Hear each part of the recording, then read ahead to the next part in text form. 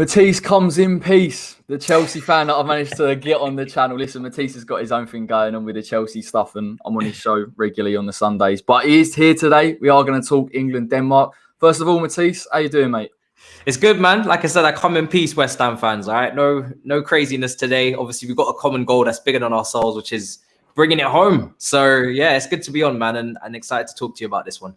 Yeah, mate. Like obviously, like the fever pitch has gone another level in it since the Ukraine game. 4-0 against them. It was pretty dominant performance. I know people will say Ukraine are quite poor, but listen, you can only play what's in front of you. And I thought England managed the game perfectly.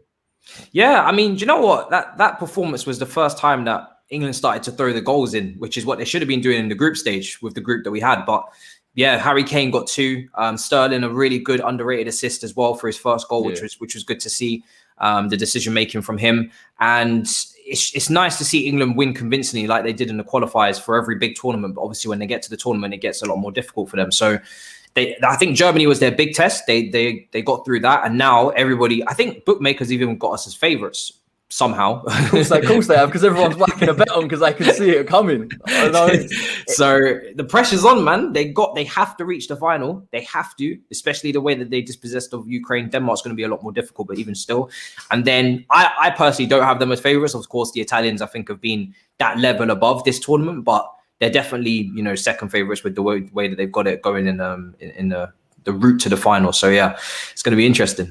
Italy are the gold standard. Like, they are the team that has played the best football. Clearly, they've been the most organised. They're the most well drilled. But I feel that England are slowly growing into the tournament. The Ukraine typically for England is a game where you should go and dominate it like we did. But sometimes, look at Iceland in the last Euros. We struggle. There's a sort of a mental barrier. But I think some of our players, Luke Shaw, Harry Kane, Raheem Sterling, who's turned up right from the beginning of the tournament, I feel like they've got the bit between their teeth. And I think this team, it was a very easy performance, but they, Pickford had slashed it. Walker sometimes was missing it. But for me, with this England side, there's a real spirit in terms of getting the result. And listen, that's what you need to get to a final. Yeah. I'm very interested to see how Gareth Southgate's team approached this. And we'll obviously speak about it in a minute with the formations. But this is a semi-final, and England haven't got further than this in a long time. I don't know the exact dates, but obviously the World Cup, we got to the semi-final as well and choked.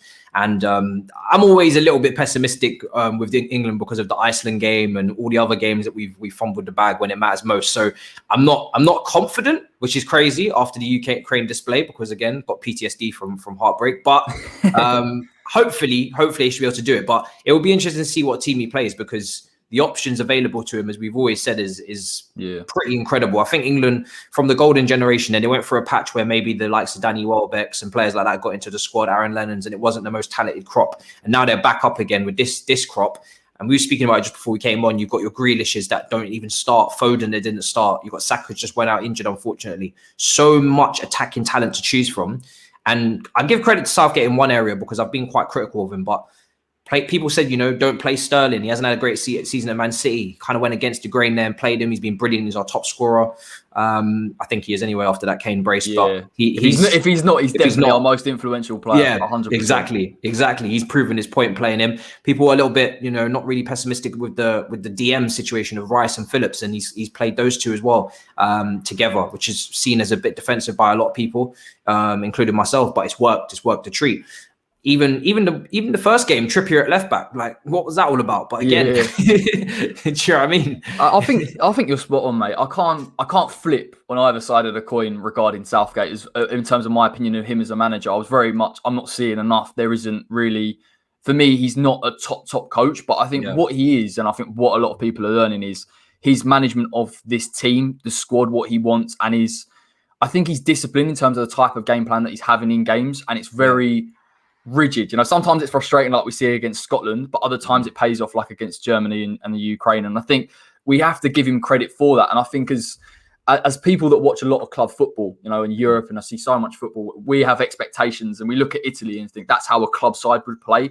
But international football, generally speaking, is a lot different. It's a lot slower, and it is methodical. And listen, Southgate, credit to him, I guess he's got a lot of attacking talent to choose from. When you can rely on moments from Grealish or Saka or Sterling, Harry Kane, we see him getting the goal, 2 goals the other day coming into his own. Anything can happen. And I've just always been like, if we could get to the semi-final, and the final with Wembley, 60,000 fans, then there's hope. But I know what you mean about this is a must-win game, because when you've got a bit of a carrot like this to get Wembley back to back, you've got to take it. Yeah, and that Wembley point that you're making is really good there. I forgot that there was is it full capacity or nearly full capacity? 60,000 Matisse. That's a lot.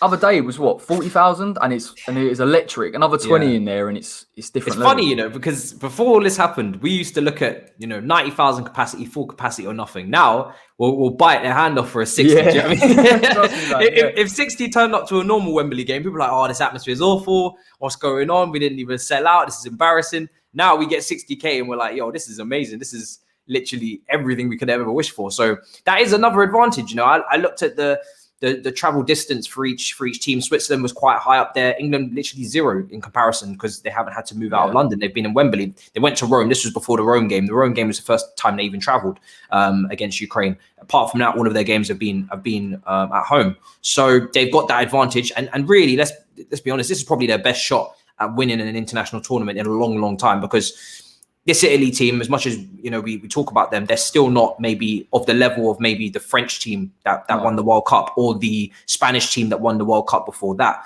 There is something you can get at with this Italy team. They're very well coached, play great game, and let's not even write off Spain because they're not through that game yet. But if Italy are to get through, they're a great team, but they don't have a world-class centre forward. There's a few things where you can say age and defence, despite how good it is, there is hope. It's not like you're playing a France Mbappe in the World Cup final, but potentially where we knew he was going to get slapped there more than likely.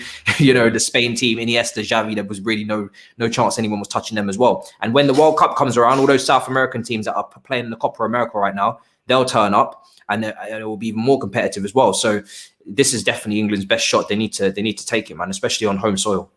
Yeah, I mean, what's your opinion on it? I've seen people talk about, is it a hindrance to have Wembley and have fans? I kind of look at it and think it can only be a positive, because we see in the England-Scotland game, they froze a little bit on the occasion. They didn't take enough responsibility. Then you get to the Germany game, particularly I look at that second half, players digging in, Calvin Phillips, Declan Rice in particular. They thrive off of it. Do you think it's a positive going in? Because I've heard that the FA have given Denmark 2,000 and they've given England 58. So for me, I think it's a no contest, really, isn't it? I think it's an advantage. Yeah, I don't see how it can't be. Of course, there's pressure, but there's pressure anyway. I mean, these players know, even if they were abroad and they were to come home without the goods, it's going to get long for them. So it doesn't matter if you've got the people there in the moment or not. If you fail, we know the headlines, we know the stories, we know what's going to happen, because England have got that pressure on them always. So having the fans there to support you and create that atmosphere should only be a good thing for them. And I just hope they take advantage, because I think if Southgate and the England team weren't to make the final now after all of this hype and all of this excitement, the minimum expectation has to be in that final. You have to get to that final. And then if you play in Italy and you lose on the day, I've already said personally, I'm not going to beat them up for it. I don't really think they're favourites against Italy, but they have to get to the final against Italy or Spain. If Spain go through tonight, for me, England should be favourites. On paper, what they've got in comparison to that Spain team, they should be able to beat them. Of course, Spain, they've actually created a lot of chances in this tournament. They scored a lot of goals in the last few games as well, but they still went to penalties with Switzerland. So they're not exactly the most, they're not the most fearful. You shouldn't be fearful of Spain. You should definitely have your hopes up when you go up against a team with Alvaro Morata up front, for instance. So yeah, it depends who we get in the final. Spoken like a true Chelsea fan. I don't mean to bash him, but he's caused me a lot of stress over the years. So they shouldn't be a team that we should be fearful of. So it depends who gets to the final. But if it's Italy, then we're underdogs for me.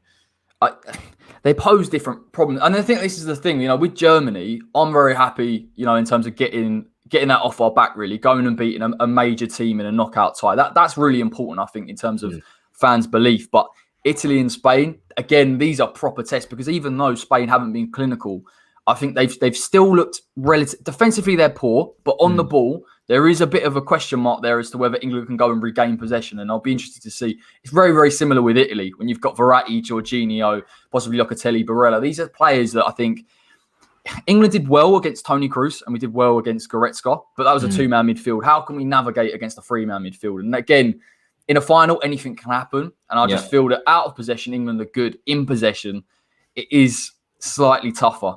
And also as well with England, they haven't conceded a goal. So I know as being a Chelsea fan, defense is very important. That's how we've survived this season. So if we can keep that solid and not concede, then of course you have every chance. But like you're saying, with that midfield, potentially in Italy, they control games very well. They press, they get in your face. I think Italy, for me, they're just so exciting to watch. So exciting, man. Like Spinazzola obviously getting injured for them is a big miss, which is a shame because I've really enjoyed watching him. He's very direct, very pacey, in your face. But even still without him, they've just been ticking over teams, man. The way that they move the ball around, everything's free flowing, the interchange in positions, variety getting on the ball, picking up in different zones. Jorginho as well, dictating in the midfield. So, but of course, before we even get anywhere near that, it's the Denmark game. And yeah, it's tough, man. They play some beautiful football. I know they do. I love talking about Italy because they're just so pleasing on the eye. They're unbelievable. Everyone's second team, aren't they? I mean, what do you make of Denmark? Because they've obviously had a bit of a difficult tournament. We know with Christian Eriksen and that situation, but coming into the tournament, their form was quite good. Now they struggled against Belgium. We can look at second half. Bringing on De Bruyne, they've got Lukaku. There are issues there, but since then they've been absolutely flying. Is there any player in that Denmark side that you're fearful of that you think can cause England some few issues? I think, do you know what's interesting about Denmark? I mean, obviously, Dolberg got a few goals as well, I think, in the last game of the group stage. Braithwaite, listen, I don't know how he has a Barcelona. Keep him away from West Ham. Keep him away. That's not the time of You've been linked to him, haven't you? Yeah, you have. We've never stopped being linked with him for about 4 years. I just hope he never turns up. I really don't understand how he's got a Barcelona contract because he would be one of the weaknesses in that Denmark team for me, the way that he can't finish. But I think they're quite a well-drilled team. Christensen at the back is quite solid as well. I think it's Mullane at wing back. One of those. One of them. He's been the most impressive player for me on that right wing back. Because is it left? I think it's left wing back. He's right. He'll definitely play both sides. Yeah. And I don't know whether it made me laugh in the other game because he come up against Soufal, and obviously he's West Ham player. I'll back him, and he's normally very, very good one-on-one. But where he wanted to show him inside where he thought he would go, he just played outside of the boot. And I'm like, this player plays for Atalanta. We've seen with Gosens as well. He's so well drilled. So it does make me think a little bit with England. Do you go wing backs maybe to try and nullify them and push them back? You could potentially go wing backs to match up. We did it against Germany and it worked quite well. England have got experience in this formation as well. We played it a lot in the qualifiers to the point where we thought Southgate was actually going to play over in the group stages, but he switched to a back four. So I don't really have.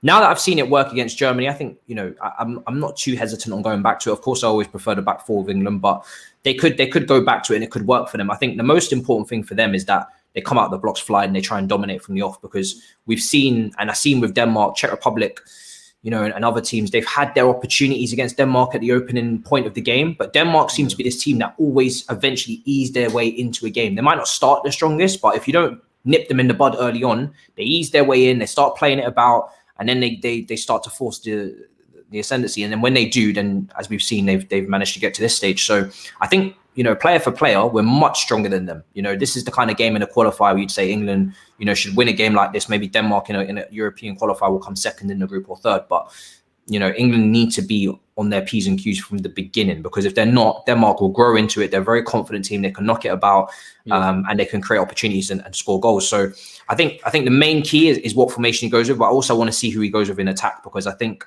Sterling is riding on a wave right now. He's got to be in the team for me. He seems to have that chip on his shoulder where he's trying to prove everybody wrong. And he didn't have a great season at Man City. He was displaced by Foden on the left wing. And then he was linked with Tottenham. And now suddenly he's playing well. No surprise. Who wants to go to that horror show, mate? No one.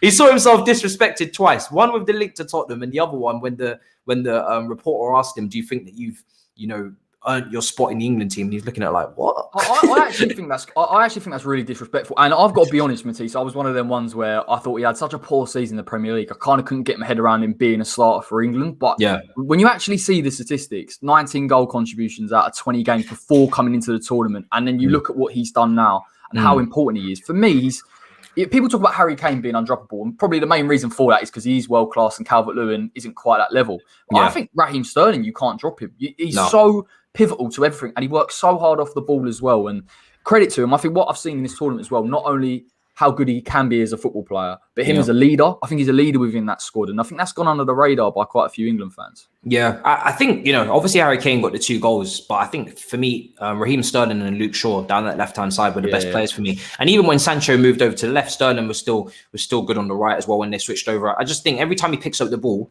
You know, he gets on it, he tries to dribble, tries to take players on, tries to skip round. And yeah, his decision making, you know, you want it to continue to improve. But he did get a great assist for the first goal, and it was a great cutting on the left-hand side. And then to have that reverse ball back into Kane through the eye of a needle was fantastic. So yeah.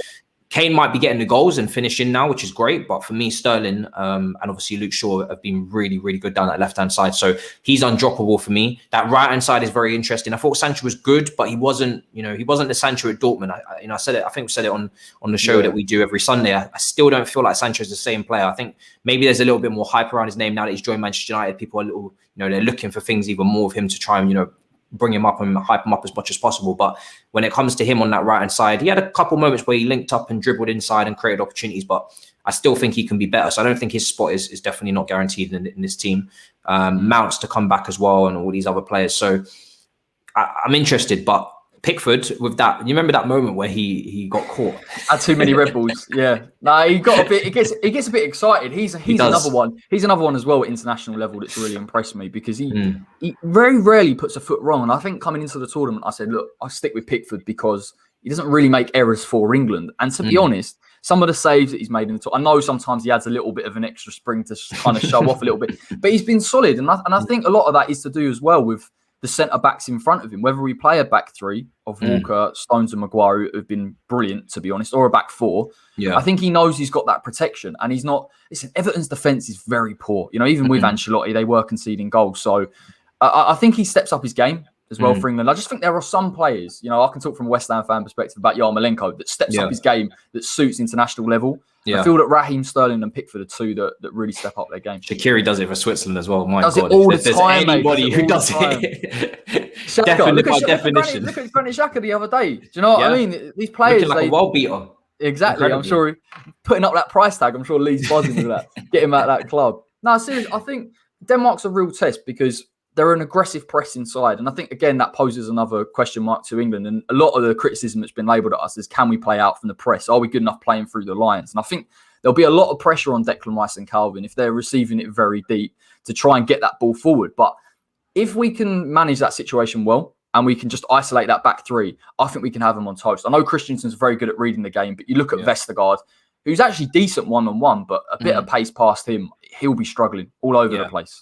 Yeah, it's now in that final third. They need to be daring, man. If everybody plays like Sterling, that final third will be having fun. I don't know if he's going to play Grealish because now he starts to look at Grealish and it looks like he's this impact player that's going to come off the bench and do things late on in games. He's done it a few times now. I don't know if he even came off the bench in the last game. I think he brought on Rashford. Mate, he had a whole 90 minutes off. Grealish is he's a bit of a trump card, isn't he? He's becoming that player that you bring on, last 20 and all of a sudden Shaw starts to overlap and these teams just can't deal with it. Yeah.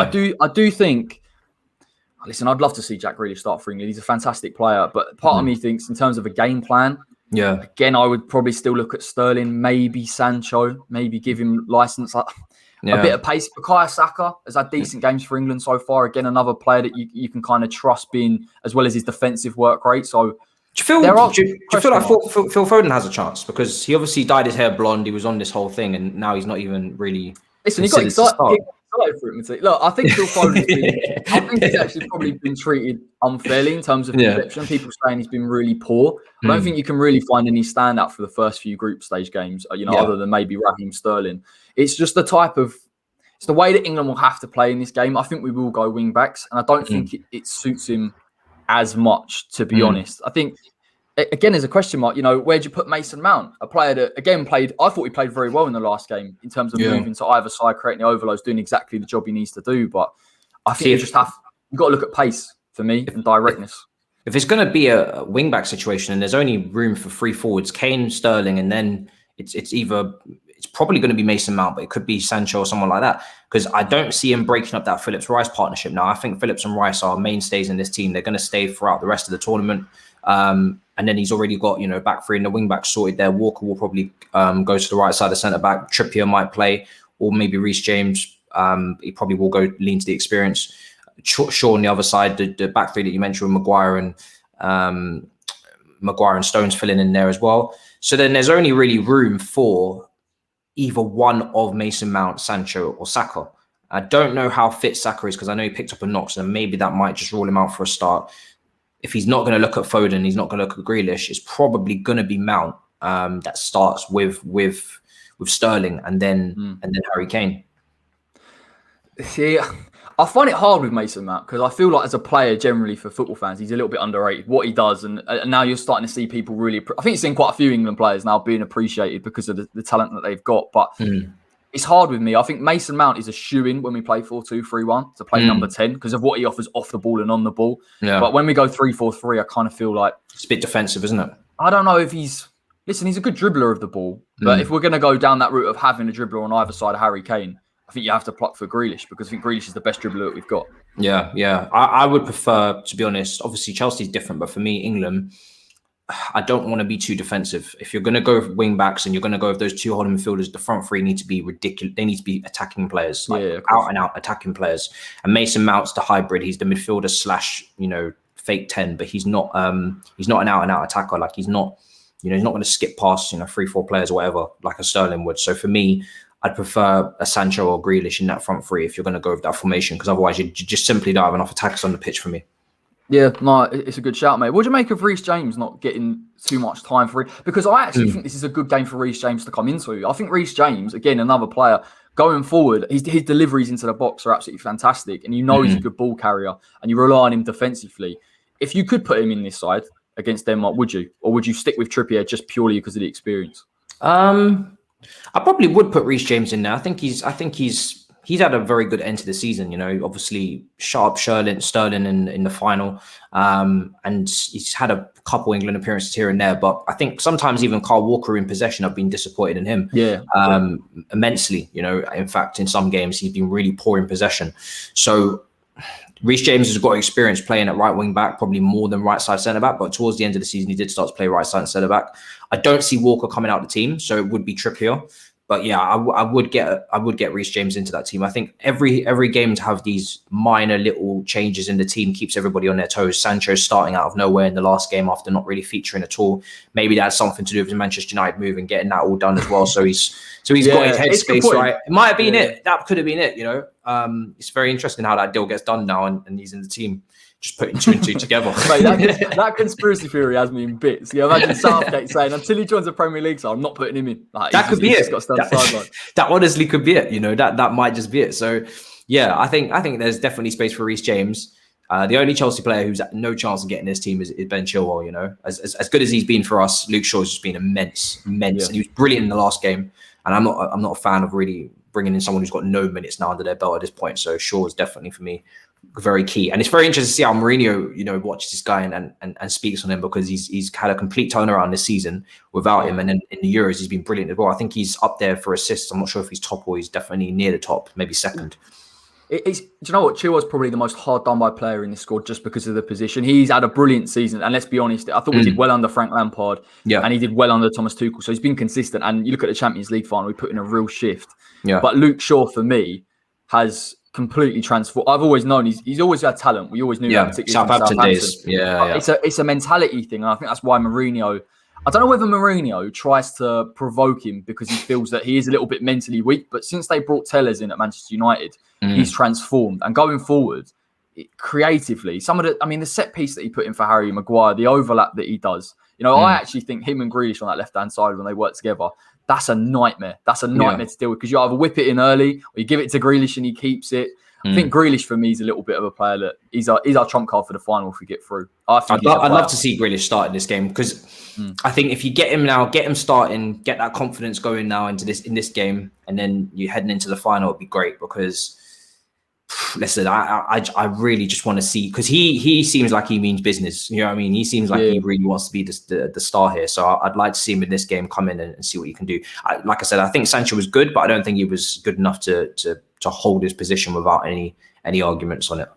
He's a proper Man United player, isn't he, Sancho? Like, you can just tell, like, he's in that transition, he's going to be lightning. He'll get goals, and I think he'll show that he's the better player than Rashford next season. I think he'll be levels above. So, but before I let you go, Matisse, score prediction. Try and put your positive England hat on. I know it's tough, man. I know it's tough. Use that Lampard goal. I feel you, but give us something to come home with. On the Big Six, I've been predicting defeats just to have the reverse psychology thing going. I'll keep predicting defeats then. 2-1 Denmark. if I'm going with what I actually think will happen without the reverse psychology aspect, I'll probably go with an England.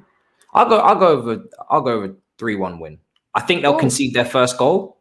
Okay. I do, because I think Denmark are just coming with a different energy right now that is very hard to even replicate because of what happened at the start, and then that first game where they were forced to play as well in crazy time.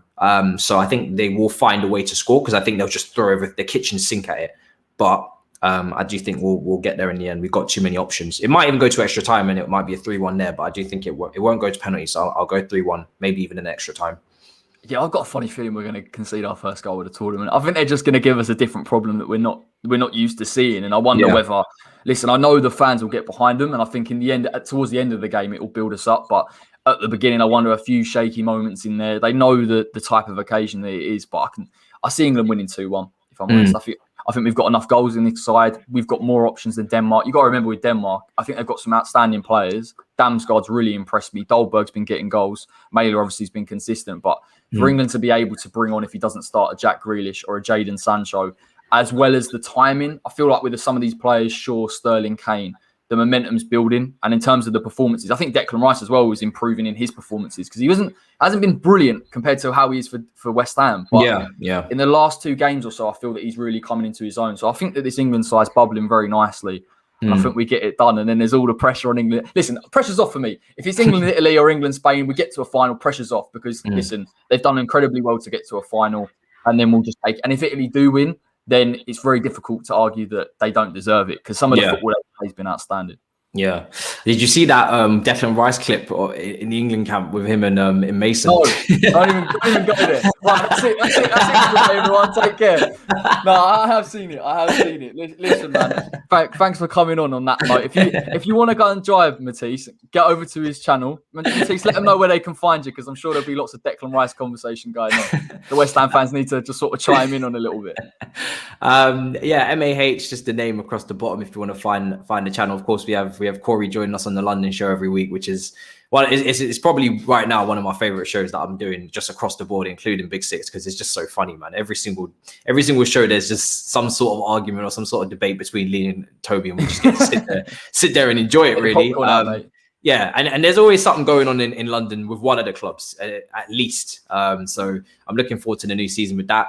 But yeah, come over and check it out. We got managed to get Julian Laurens coming on tomorrow, which I'm really excited about, because we're going to talk about a different DM, which is Tchouaméni at Monaco. So he's exactly the guy you need. might just get to keep Declan for an extra year potentially. Top stuff. Yeah. Long mate, continue, man. Cheers for coming on, mate. I really appreciate it. Thanks for everyone for watching. If you did enjoy it, naturally drop a like on the video, and if you're watching this and you're new and you're one of Matisse's followers, go and just subscribe to the West Ham way. Let's get it going. I want 10K by the end of the season. I don't know if it'll happen, but stuff it. Might as well put it out into the universe. Take care. Come on, England. Everything crossed. And I'll see you all very shortly.